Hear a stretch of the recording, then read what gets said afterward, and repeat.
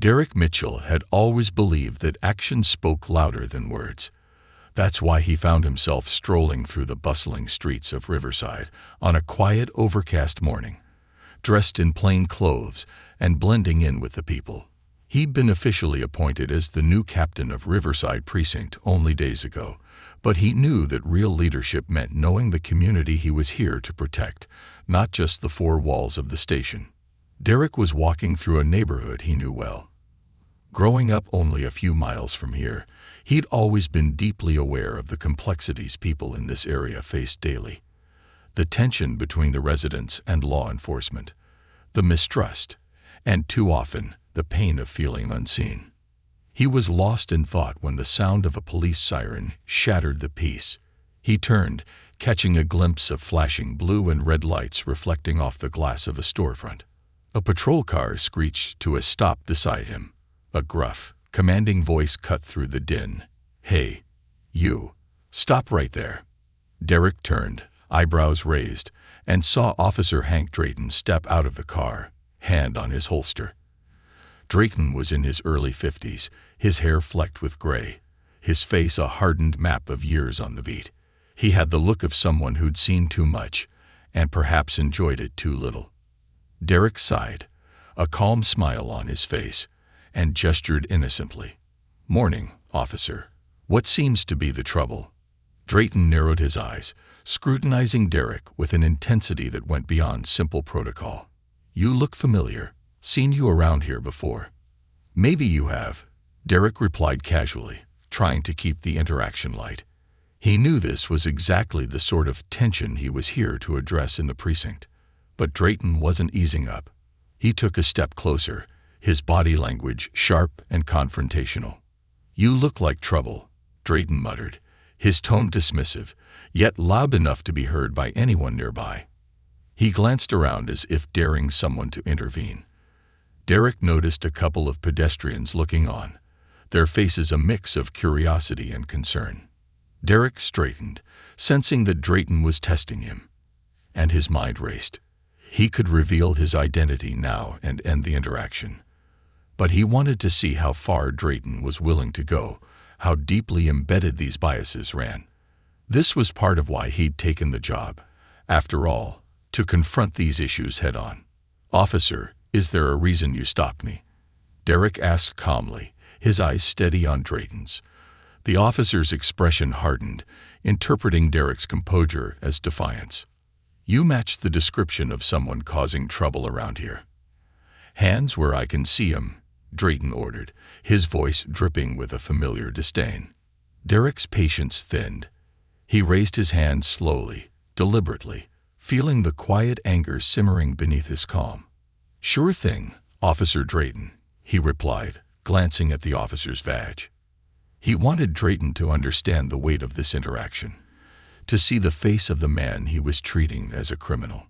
But Drayton either didn't notice or didn't care. He patted Derek down with brisk, unnecessary force, making a show of the encounter. Derek kept silent, even as Drayton's hands lingered a little too long. This wasn't the first time Derek had faced such treatment, and he knew it wouldn't be the last. But he had never expected it here, not on his first day. Finally, Drayton stepped back, satisfied he had asserted his power. "Watch yourself," he growled, looking Derek up and down one last time. "Next time, it might not be so friendly." He shot Derek a pointed glare before turning back to his car, clearly expecting no resistance. Derek watched as Drayton drove off, leaving him standing on the sidewalk, his heart pounding with anger and disappointment. This was exactly the problem plaguing the precinct he was supposed to lead. A deep-seated culture of prejudice and unchecked authority, of officers feeling they could act with impunity simply because they wore the badge. Taking a steadying breath, Derek reminded himself of his purpose. He wasn't here just to blend in or look for trouble. He was here to change things, to demand accountability, to show his officers and his community that no one was above the law. And most importantly, he was here to give his people a reason to trust the force again. As he walked back to the precinct, he couldn't help but feel a surge of determination. Today would be Drayton's last day thinking he could act without consequence. Derek Mitchell was no stranger to adversity. Growing up in a working-class neighborhood just outside Riverside, he'd faced his share of challenges, and he knew the barriers that could come up when people judged you by your appearance alone. His drive to join law enforcement had stemmed from a childhood experience. A police officer had wrongfully accused his older brother of theft, simply because he fit the description. Derek watched helplessly as his brother was cuffed and humiliated in front of neighbors. The hurt in his brother's eyes, the indignity they both felt that day, lingered with him long after. It was then that Derek decided he'd wear a badge one day, but he'd do it differently. He wanted to be the kind of officer his brother needed that day. Fair, just, and accountable to those he served. Derek's career had been marked by integrity. Rising through the ranks wasn't easy. He'd faced prejudice, isolation, and a series of small, cutting injustices that left him wondering if the force would ever change. But Derek had held his ground, believing that he could be part of that change. Over the years, he built a reputation as a dedicated officer, willing to stand up to anyone, even his superiors, if it meant protecting the values he held dear. His hard work and perseverance had finally paid off when he was promoted to captain, a rare achievement in itself, given the many institutional barriers that people like him often faced. Now he was standing at the entrance of Riverside Precinct, his first day as captain weighing heavily on his shoulders.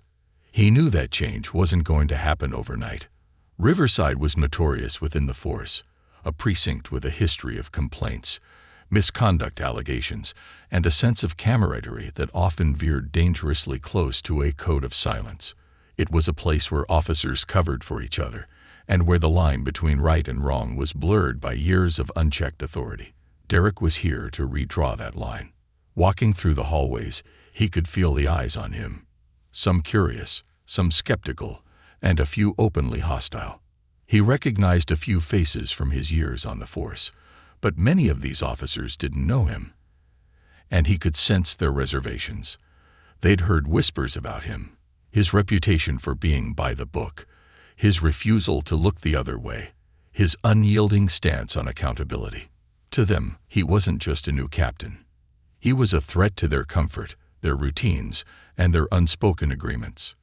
He was greeted briefly by Lieutenant Garcia, a wiry man with sharp eyes who offered a professional, if somewhat stiff, welcome. Derek knew Garcia by reputation, a diligent officer who'd managed to stay on the right side of the department's politics while keeping a low profile. Garcia's greeting was courteous but guarded, and Derek sensed that the lieutenant was waiting to see just what kind of captain he would be. Then there was Officer Hank Drayton. Derek recognized him the moment he stepped into the common area, and he could see the shock ripple across Drayton's face as he realized who was standing before him. For a split second, Derek thought he saw something close to panic flash in Drayton's eyes, but it was quickly replaced by an expression of simmering resentment. Drayton masked his surprise, though not entirely successfully. Derek noted the way Drayton's jaw tightened, the way his hand twitched slightly as if itching to assert authority. Drayton wasn't just a long-serving officer. He was practically an institution in Riverside Precinct, known for his aggressive tactics, his rigid, old-school mentality, and, as Derek now personally understood, a tendency to profile people based on little more than a gut feeling. The room went quiet as the officers watched the silent standoff between the new captain and the veteran officer. Drayton, for his part, couldn't quite hide his contempt, and Derek could see that this was about more than just surprise. It was personal. Derek's mere presence, the fact that he was here to lead them, challenged everything Drayton represented. "So, you're the new captain." Drayton finally spoke, his voice laced with barely concealed disdain. He didn't extend his hand, didn't offer a smile. Instead, he crossed his arms and looked Derek up and down, as if appraising a rival, not a superior. "That's right," Derek replied calmly, his voice steady, even friendly, but with an edge that hinted he wouldn't tolerate disrespect. "Captain Mitchell, I'm here to make sure this precinct operates by the book and serves this community with the respect it deserves."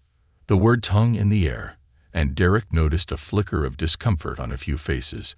They understood the implication. The days of cutting corners and bending the rules were over.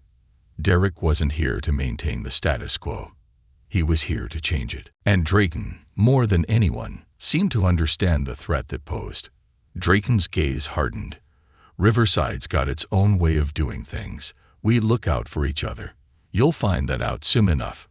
Derek met his stare without flinching. Looking out for each other doesn't mean ignoring what's right. It means holding ourselves to the standards this community deserves. And I think Riverside's overdue for a reminder. The tension in the room was palpable. Drayton held Derek's gaze, his jaw clenched, a muscle ticking just beneath the surface. Finally, he turned, muttering something under his breath, and stalked out of the room. The officers watched, unsure how to react, as Derek stood there, letting them absorb the unspoken message. Things were about to change, and he wasn't here to back down. As he moved through the precinct, he heard whispers trailing him, fragments of conversations as officers glanced his way, murmuring in low tones. Derek didn't mind. He wanted them to talk. He wanted them to think about what kind of leadership was coming their way. He knew that real change required more than just new policies or speeches. It required a shift in mindset, a willingness to challenge the deeply ingrained habits that had taken root over the years. Later that day, as Derek was settling into his office, Garcia knocked on the door and stepped in. "Captain Mitchell," he began, his voice formal but respectful. "There are things you should know about Riverside. It's not an easy precinct to manage. Officers here are set in their ways." Derek nodded, understanding the subtext. "I didn't come here because it was easy, Lieutenant. I came here because it's necessary. I believe we owe it to the people outside these walls, and to ourselves, to do better." Garcia paused, as if weighing his words, then nodded. "Understood, Captain. I'll support you however I can." There was a flicker of something in Garcia's eyes. Respect, maybe even admiration, but it was clear he was treading carefully. Derek appreciated the gesture. He knew it wouldn't be easy for Garcia to go against the grain, but having him on his side would be invaluable. By the end of the day, Derek felt the weight of what lay ahead. Riverside Precinct was a place defined by its habits, its resistance to change, and a culture that had long prioritized loyalty over accountability. But Derek had a vision for this place, and he knew he had the strength to carry it through. He'd faced adversity before, and this was no different. This was his chance to prove that justice wasn't just a word to be thrown around. It was a commitment, a promise to those who'd been wronged, a pledge to protect those who couldn't protect themselves. As he locked up his office, Derek took one last look around the precinct. Tomorrow, he'd begin the work of dismantling the old ways, one step at a time. The next morning, Derek arrived at Riverside Precinct early, determined to set a new tone from the very start. The air was heavy with anticipation as he walked through the halls, nodding to the few officers already there. His new role as captain wasn't just a title. It was a chance to challenge a culture that had allowed officers like Drayton to act without accountability. Derek knew he couldn't tackle it all in one day, but he intended to make it clear that change was coming. As he settled into his office, Derek reviewed reports from the past few months, paying close attention to complaints of misconduct and excessive force. Certain names appeared repeatedly, Drayton's included, and the reports painted a troubling picture of an unchecked authority within the precinct. Each report was a reminder of the fractured trust between the officers and the community they were supposed to protect. Derek's eyes narrowed as he considered how best to address these issues without causing outright mutiny. It wasn't long before there was a knock at his door. Lieutenant Garcia entered, carrying a stack of files and a tentative look. He placed the files on Derek's desk and gave a small nod. "Captain, I've compiled a list of recent incidents involving officers with, let's say, questionable conduct," Garcia said, his tone careful, as if testing the waters. "Thank you, Lieutenant. I was just looking over some of these reports myself, Derek replied, motioning to the paperwork on his desk. He glanced at Garcia, who seemed to be studying him, weighing his response. If I may, sir, Garcia began, some of the officers here, they have their own ways of doing things. The precinct has always operated on a sort of unofficial code, watching each other's backs, bending the rules if needed.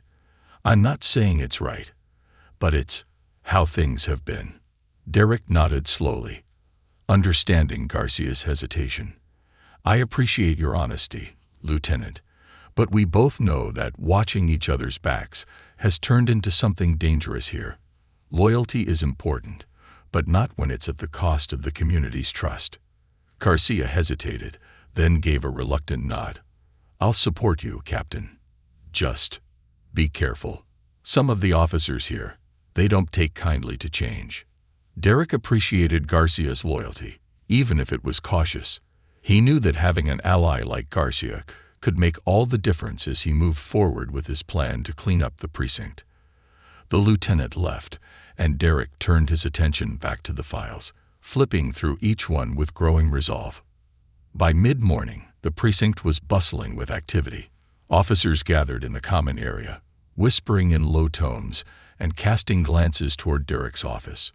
Rumors had spread quickly about his presence and what it might mean for the old guardways they had grown accustomed to. Derek could feel the tension simmering, a mixture of apprehension and defiance that seemed to ripple through the room. Derek emerged from his office and headed straight for the common area, his stride purposeful. The conversations died down as officers turned to look at him, their faces a mix of curiosity, skepticism, and, in some cases, outright resentment. Derek felt the weight of their gazes, but he met them calmly, exuding the quiet authority that had earned him respect throughout his career. "Good morning, everyone," he said, his voice steady but firm.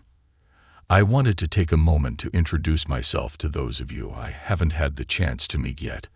I'm Captain Derek Mitchell, and as some of you may have heard, I'm here to ensure that Riverside Precinct serves this community with integrity and accountability." He paused, letting the words sink in. A few officers shifted uncomfortably, exchanging wary glances, but no one spoke. Derek continued, his tone unwavering. "I know there are traditions here, ways of doing things that have been in place for a long time. I respect that history, but I also believe it's time for Riverside to set a new standard. We're here to serve and protect, not just each other, but everyone in this community." His gaze fell on Drayton, who was standing at the back of the room, arms crossed, a smirk tugging at the corner of his mouth. Drayton's expression radiated defiance, and Derek could feel the man's challenge, unspoken but unmistakable. Derek refused to back down, holding Drayton's gaze for a beat longer than necessary before shifting his attention back to the rest of the room. "Accountability isn't just a word," Derek said, his voice resonating with a quiet strength. "It's a commitment we make to each other, to the people outside these walls. From this point forward, I'll be expecting each of you to uphold that commitment.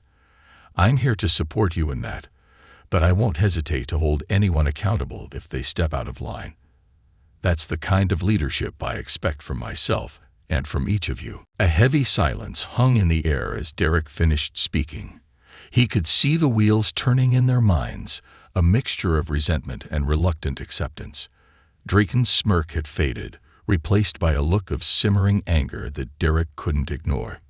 He knew he'd just put a target on his back, but he also knew he couldn't let that deter him. Change was never easy, and he was prepared for the pushback.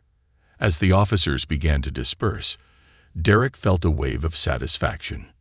He planted the seed of accountability, and he intended to nurture it, even if it meant challenging the deeply ingrained habits that had taken root in Riverside. Later that day, Derek called Drayton into his office, deciding it was time to address the tension head-on. Drayton entered, his posture rigid, his expression a mixture of defiance and disdain. He didn't wait for Derek to speak, launching into his grievances with barely restrained anger.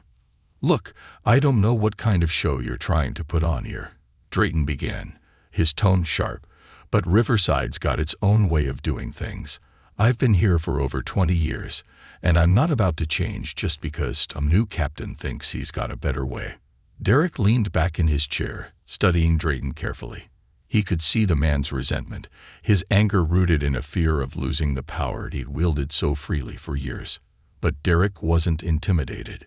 He was here to make a difference, and he wasn't going to let Drayton's defiance stand in his way.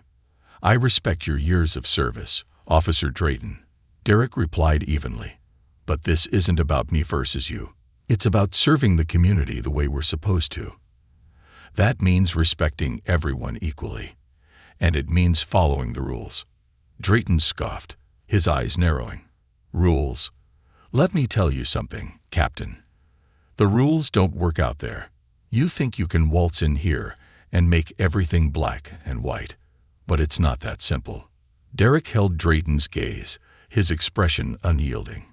"It's as simple as treating people with respect and doing our job without prejudice. If you can't understand that, then maybe it's time for you to reconsider your place here."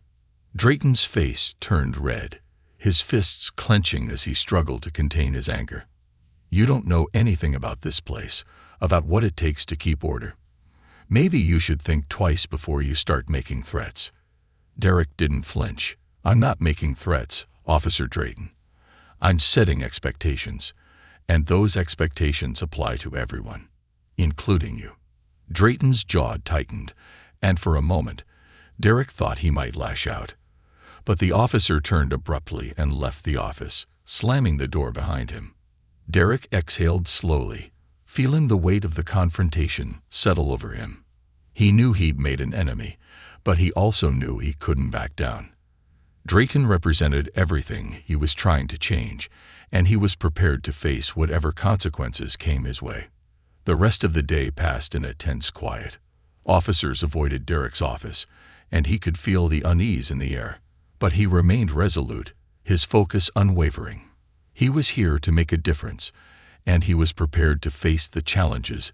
Derek knew things would come to a head eventually, but he hadn't expected it so soon. That Thursday morning, the precinct was buzzing with news of an incident involving Officer Drayton the previous night. Derek had barely settled at his desk when Lieutenant Garcia knocked on his door, his face tense and troubled. "Captain, we need to talk about Drayton. He was involved in an arrest last night that, well, let's just say it wasn't handled by the book," Garcia said, choosing his words carefully. "Tell me everything," Derek replied, gesturing for him to come in. Garcia closed the door and stepped closer, lowering his voice. Drayton responded to a disturbance call at a local convenience store. According to the report, he arrived on the scene and immediately detained a young man, a black teenager named Jamal Wright, who'd allegedly been involved in a minor argument over a miscounted payment. Witnesses say Drayton was aggressive from the start, escalating things for no apparent reason. Jamal's mother was called to the scene and tried to defuse the situation, but Drayton dismissed her, insisting that Jamal was resisting and needed to be taken in. Derek's jaw tightened. It was all too familiar. A young man, minor infraction, and Drayton's unnecessary aggression, turning a simple misunderstanding into a traumatic experience. What happened next? Garcia sighed, looking down at the floor as if reluctant to share the rest. Apparently, Drayton went so far as to shove Jamal against the patrol car. There are bruises on the kid's wrists from the handcuffs, and multiple witnesses saw the whole thing. Jamal's mother is filing a formal complaint this morning. Derek leaned back in his chair, the anger simmering beneath his calm exterior. He'd only been captain for a few days, but this was exactly the kind of incident he had feared. Drayton abusing his power, taking advantage of his badge to intimidate instead of protect. And now, Derek was faced with a choice. Let Drayton's behavior slide, as had likely been done countless times before, or make an example of him, even if it risked alienating much of the force. "Bring Drayton in," Derek said firmly, his decision made. Garcia nodded and left the office, and Derek prepared himself for the confrontation. He knew Drayton wouldn't take this lightly, But Derek was done tolerating his behavior. He was here to serve the community, not protect officers who abused their authority. A few minutes later, Drayton entered, his posture as defiant as ever. He didn't bother to hide his disdain, glaring at Derek as he took a seat across the desk. Derek met his gaze steadily, refusing to be intimidated. "Drayton," Derek began, his tone calm but firm. "I understand you were involved in an arrest last night that has raised serious concerns. I've reviewed the preliminary report, and the witness statements don't paint a good picture." Drayton's face twisted in anger. "That kid was causing trouble. He was acting suspicious, and I did what needed to be done. Maybe you'd understand if you spent more time in the field instead of hiding behind a desk." Derek's eyes narrowed. Acting suspicious. From what I gather, he was arguing over a mistake at the register. Hardly a reason to escalate the situation the way you did. We're here to de-escalate, not turn minor disputes into confrontations. Drayton leaned forward, his fists clenched on the desk. "This isn't some fancy precinct you came from, Captain. Riverside's a different beast. You don't know these streets, and you sure as hell don't know what it takes to keep them in line." Derek held up a hand, cutting him off. "What I know, Officer Drayton, is that you've crossed the line, again. This isn't the first time you've used excessive force, and it won't be tolerated any longer." Drayton scoffed, crossing his arms and settling back in his chair as if daring Derek to continue. "You can't just walk in here and change everything overnight. I've been doing this job for over 20 years, and I'm not about to take orders from someone who doesn't get it." Derek leaned forward, his gaze steely. "Let me make this clear. I'm not here to get it, as you put it. I'm here to uphold the law, and that includes holding our own officers accountable. You're suspended, effective immediately, pending further investigation." That Thursday morning, the precinct was buzzing with news of an incident involving Officer Drayton the previous night. Derek had barely settled at his desk when Lieutenant Garcia knocked on his door, his face tense and troubled. "Captain, we need to talk about Drayton. He was involved in an arrest last night that, well, let's just say it wasn't handled by the book," Garcia said, choosing his words carefully. "Tell me everything," Derek replied, gesturing for him to come in. Garcia closed the door and stepped closer, lowering his voice. Drayton responded to a disturbance call at a local convenience store. According to the report, he arrived on the scene and immediately detained a young man, a black teenager named Jamal Wright, who'd allegedly been involved in a minor argument over a miscounted payment. Witnesses say Drayton was aggressive from the start, escalating things for no apparent reason. Jamal's mother was called to the scene and tried to defuse the situation, but Drayton dismissed her, insisting that Jamal was resisting and needed to be taken in. Derek's jaw tightened.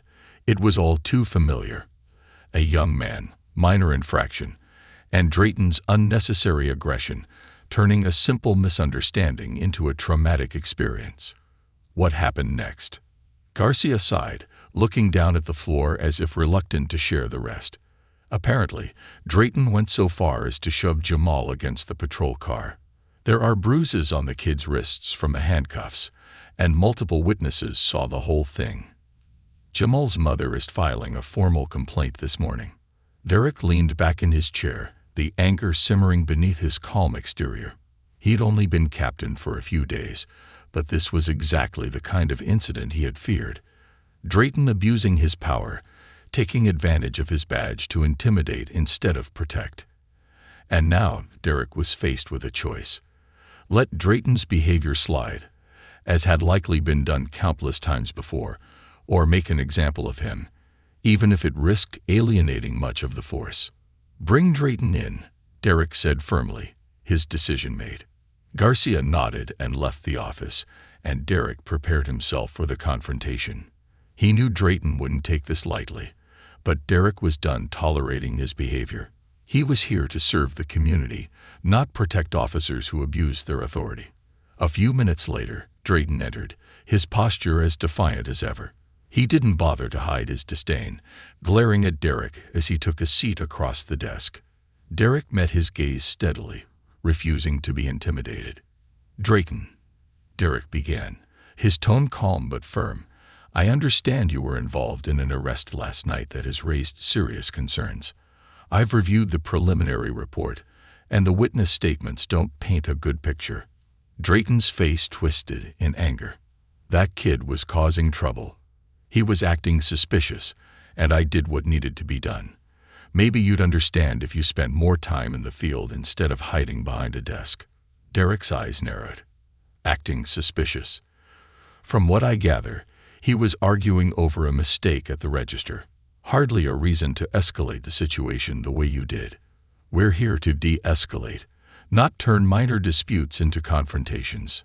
Drayton leaned forward, his fists clenched on the desk. "This isn't some fancy precinct you came from, Captain. Riverside's a different beast. You don't know these streets, and you sure as hell don't know what it takes to keep them in line." Derek held up a hand, cutting him off. "What I know, Officer Drayton, is that you've crossed the line. Again. This isn't the first time you've used excessive force, and it won't be tolerated any longer." Drayton scoffed, crossing his arms and settling back in his chair as if daring Derek to continue. "You can't just walk in here and change everything overnight. I've been doing this job for over 20 years, and I'm not about to take orders from someone who doesn't get it." Derek leaned forward, his gaze steely. "Let me make this clear. I'm not here to get it, as you put it. I'm here to uphold the law, and that includes holding our own officers accountable. You're suspended, effective immediately, pending further investigation." Drayton's face flushed with rage, his voice rising as he struggled to keep his composure. "You're making a big mistake, Mitchell. I'm respected around here. I have friends, powerful friends. You suspend me, and you'll see just how quickly things can turn against you." Derek didn't flinch, meeting Drayton's threat with calm determination. "You can bring whoever you want. This isn't about personal power or friendships. This is about doing what's right." Drayton slammed his fists down on the desk, standing up with a scowl.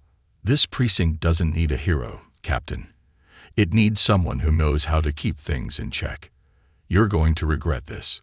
With that, Drayton stormed out, slamming the door behind him. Derek exhaled slowly, feeling the weight of the decision settle over him. He knew the risks. Drayton wasn't bluffing about his influence within the precinct. But Derek also knew he couldn't back down. He hadn't come here to keep things comfortable. He'd come to make a difference. As the day progressed, word of Drayton's suspension spread quickly. Derek could feel the tension building around him as officers whispered, exchanging uneasy glances whenever he walked by. Some were openly resentful, while others seemed cautiously supportive, watching closely to see how Derek would handle the fallout. By lunchtime, the precinct was buzzing with a mixture of support and outrage. A small group of officers, loyal to Drayton, had gathered in the break room, muttering among themselves and casting hostile looks in Derek's direction whenever he passed. Derek wasn't surprised. He'd expected pushback. Change was rarely welcomed with open arms, especially in a place as tightly knit as Riverside. But there were also a few officers who approached Derek quietly, offering words of encouragement. They'd seen the same abuses he had, and while they hadn't spoken up before, they were relieved to finally have a leader willing to take a stand. Derek thanked them, grateful for their support, even if it was cautious and subdued. As the day drew to a close, Derek received a call from Jamal Wright's mother. Her voice was filled with emotion as she thanked him for taking action, for showing her son that there was still justice to be found, even within a system that had failed him too many times. Derek felt a surge of pride and purpose, her words reaffirming his commitment to making the precinct a place of integrity. But Derek's challenges were far from over. The following morning, he arrived to find a formal complaint against him waiting on his desk, filed by Drayton, and backed by several other officers who claimed Derek's suspension of Drayton was unwarranted and disruptive to morale. Derek read the complaint carefully, a wry smile tugging at the corner of his mouth. He'd expected resistance, and Drayton's maneuver only confirmed that he was on the right path. Drayton's allies were trying to protect their own, but Derek had no intention of letting them undermine his authority. Later that day, Derek called a meeting with the entire precinct. As they filed into the briefing room, he could feel the tension, the simmering resentment from Drayton's supporters, and the cautious optimism from those who hoped for change. Derek stood at the front, meeting each officer's gaze as he waited for the room to quiet. "I know some of you disagree with my decision to suspend Officer Drayton," Derek began, his voice steady and firm. "And I understand that change can be difficult, but I want to be clear. We are here to serve and protect this community, not ourselves. We are held to a higher standard, and I expect each of you to rise to that standard." He paused, allowing the weight of his words to settle over the room. "I didn't come here to disrupt or divide. I came here to rebuild trust, to make this precinct a place the community can rely on, a place where justice isn't just a word. I am asking for your support, not to back me, but to back the principles we're sworn to uphold." As Derek moved forward with his mission to transform Riverside Precinct, the weight of his decisions bore down on him more heavily than ever. The suspension of Drayton had sent shockwaves through the department, and while it was clear that some officers respected Derek's stance on accountability, others viewed him as a threat. He had gone from being seen as the new guy to a polarizing figure practically overnight. Outside the precinct, the community had taken notice of Derek's actions. News of Drayton's suspension spread quickly, and people began to whisper about the new captain who wasn't afraid to hold even his own officers accountable.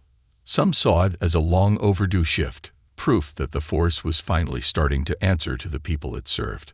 Others, especially those who had experienced similar treatment to Jamal Wright, felt a cautious hope, a glimmer that maybe, just maybe, things would be different this time. One evening, as Derek was locking up his office, he was surprised to find a group of community members waiting just outside the precinct doors. Among them were Jamal and his mother, Mrs. Wright, along with a handful of local business owners, neighborhood activists, and a pastor from the nearby church. They'd come to thank him for his actions, to let him know that his efforts hadn't gone unnoticed. "Captain Mitchell," Mrs. Wright began, stepping forward, "I just wanted to personally thank you for standing up for my son. You're the first officer in this city who's made us feel like we actually matter." Her voice trembled slightly, and Derek could see the raw emotion in her eyes. She was fighting years of accumulated pain and frustration. "Thank you, Mrs. Wright," Derek replied, humbled. "I'm just doing what's right. No one should have to live in fear of the people who are supposed to protect them." The pastor stepped forward, a man with graying hair and a steady, powerful voice. "Captain, we're behind you. It's not easy doing what you're doing, but you should know you're not alone. We've been waiting a long time for someone like you to lead this precinct." The crowd murmured in agreement, their faces a mixture of relief and cautious optimism. Derek felt a surge of pride and responsibility. These people were counting on him to bring about real change, to be the leader they'd been waiting for. But he knew this support from the community also painted a target on his back within the precinct. Drayton's allies, though quiet for the moment, were not done. They'd been biding their time, watching and waiting for an opportunity to strike back. The following week, Derek was called into a meeting with Chief Allen, the highest-ranking officer in the department. The chief was a seasoned, no-nonsense man known for his pragmatic approach to policing. As Derek entered the chief's office, he immediately sensed the tension in the air. "Captain Mitchell," Chief Allen began, folding his hands on his desk, "I've been hearing a lot about your actions at Riverside. You've certainly made quite an impression."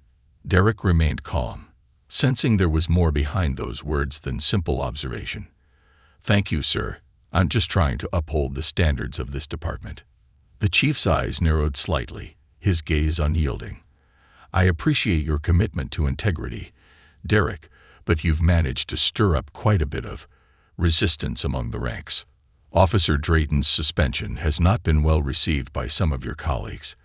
They feel it's caused unnecessary tension." Derek held the chief's gaze, choosing his words carefully. "Sir, I believe that tension was already there. I'm not creating it. I'm bringing it to the surface.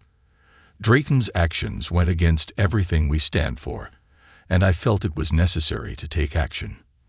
If we ignore this behavior, we're betraying the trust of the people we're sworn to protect." Chief Allen sighed, a mixture of frustration and resignation in his expression. "I get where you're coming from, Derek, but this department is like a delicate machine. You pull one wrong lever, and everything falls out of alignment. There are officers who've been here for decades, who've developed their own ways of handling things. They're not going to change overnight." Derek felt his jaw tighten, but kept his voice steady. "With all due respect, Chief, if we're more worried about keeping officers comfortable than keeping our community safe, then we've lost our way. We have to do better." The chief studied him for a moment, then nodded slowly. "You're not wrong. But watch your back, Mitchell. You're making waves, and that doesn't come without consequences." Derek left the meeting with a renewed sense of purpose, but also an awareness of the risks he was taking. He wasn't naive. He knew Drayton and his supporters wouldn't back down easily. They were used to a certain way of doing things, and Derek's presence was a direct threat to the power structure they had grown comfortable with. That afternoon, Derek received an anonymous note slipped under his office door. It was a simple piece of paper with just a few words scrawled in thick, black ink. "Back off, or things will get messy." He read the note, feeling a mixture of anger and determination. It was a warning, a desperate attempt to intimidate him into submission. But if anything, it only strengthened his resolve. Derek kept the note as a reminder of what he was up against. Every time he looked at it, he felt a renewed sense of purpose. He wasn't just fighting for himself. He was fighting for the people who had placed their hope in him. For Jamal, for Mrs. Wright, and for every person who had ever felt powerless in the face of injustice. In the days that followed, Derek noticed that Drayton's allies were becoming bolder. They'd taken to small acts of defiance, ignoring his directives, rolling their eyes in meetings, and creating an atmosphere of thinly veiled hostility. Derek addressed each act calmly, refusing to let them undermine his authority. But he knew they were testing him, looking for any sign of weakness. The breaking point came one night during a call about a disturbance at a local park. Several officers, including a few of Drayton's closest allies, had been dispatched to handle the situation. Derek, wanting to maintain a hands-on approach, decided to join them. When he arrived, he found a tense standoff between the officers and a group of teenagers who had been playing music a bit too loudly, but weren't causing any real trouble. One of Drayton's friends, Officer Cole, had his hand on his holstered weapon, a menacing look on his face as he squared off with one of the teenagers. Derek approached quickly, assessing the situation. "Officer Cole, stand down. I'll handle this," he said firmly. Cole gave him a hard look, refusing to back down. "Captain, with all due respect, these kids are causing a disturbance. We need to show them who's in charge." Derek stepped between Cole and the teenager, meeting Cole's gaze with unwavering authority. "We're not here to intimidate anyone. I'll talk to them. Now stand down." Reluctantly, Cole stepped back, but Derek could feel the hostility radiating from him. Derek turned to the teenagers, speaking to them calmly and respectfully, and within minutes, the situation was diffused. The teenagers agreed to turn down the music, and they left peacefully, no harm done. As he walked back to his car, Derek felt a sense of accomplishment. He'd proven that there was another way to handle these situations, one that didn't rely on fear or aggression. But as he turned to leave, he caught a glimpse of Cole and a few other officers watching him with open contempt. The message was clear. They weren't going to make his job easy. The next day, Derek was called into yet another meeting with Chief Allen, who informed him of multiple complaints filed against him by officers claiming he was undermining their authority and putting them at risk. Derek knew these complaints were bogus, an orchestrated attempt to pressure him into stepping down.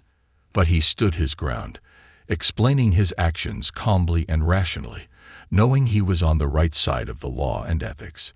In the days that followed, Derek continued to face mounting pressure from within the precinct. He'd become a divisive figure, respected by some, despised by others. But he remained steadfast, fueled by the support of the community and the belief that he was fighting for something greater than himself. He was leading Riverside through the storm, and though the journey was far from over, he knew he would see it through to the end. Over the next several weeks, Derek felt the strain of his new position more acutely than ever. He'd become both the beacon of hope for those craving justice and the target of resentment for those clinging to the old ways. He received letters from local residents thanking him for his efforts, while other officers continued to challenge him openly, testing his patience and resolve daily. Derek was determined not to show weakness, but the pressure was relentless. The stakes were growing higher with each passing day, and he knew that if he didn't find a way to bridge the divide, everything he'd worked for could come crashing down. One evening, as Derek sat in his office after hours, going over reports, he heard a light knock at his door. Looking up, he saw Officer Roberts, a younger officer with only a few years on the force. Roberts was one of the few who had shown support for Derek from the beginning, quietly backing his initiatives and showing genuine respect for his leadership.